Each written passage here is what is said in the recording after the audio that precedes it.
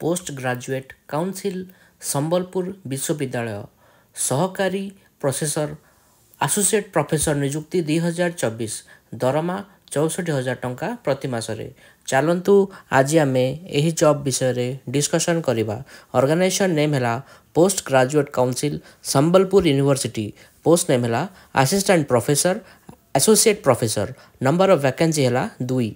Assistant professor दरमा है 30,000 टंका प्रति मासरे। एसोसिएट प्रोफेसर दरमा है 64,000 टंका प्रति मासरे। टोटाल 2टी पोस्ट पर वैकेंसी अच्छी। Post graduate council Sambalpur university तरफ वैकेंसी आसी जाइए। असिस्टेंट प्रोफेसर एवं एसोसिएट प्रोफेसर पर वैकेंसी अच्छी। आपड़ जदि असिस्टेंट प्रोफेसर जॉब पाउचंती तेबे प्रति मासरे 30,000 टंका दरमा पाइबे। आपड़ जदि एसोसिएट प्रोफेसर जॉब पाउचंती तेबे प्रति मासरे 64,000 टंका दरमा पाइबे। एप्लिकेशन मोड है ऑफलाइन। जॉब टाइप है कॉन्ट्रैक्चुअल। एप्लिकेशन फी है 1,000 टंका। वॉक इन इंटरव्यू माध्यम सिलेक्शन करा जिवो। मन रखंतु 18 डिसेम्बर 2024 सकाळ 11 वॉक इन इंटरव्यू हेबो। वॉक इन इंटरव्यू वेन्यू है office of post graduate council Sambalpur university. Selection process रहिबो पर्सनल इंटरव्यू।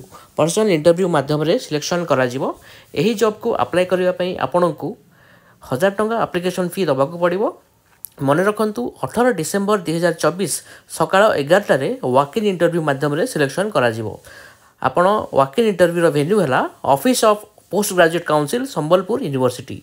आपण यही जॉब को अप्लाई करंतु। आपण किपर ही जॉब को अप्लाई करेंगे से विषय जानवा हेले तले दिया लिंक रे क्लिक करंतु एवं यही job official advertisement PDF file T देखा हेले तले दिया लिंक रे क्लिक करंतु। यही भाव में गवर्नमेंट जॉब इनफॉरमेशन डेली पाइबा आम यूट्यूब चैनल को सब्सक्राइब करंतु।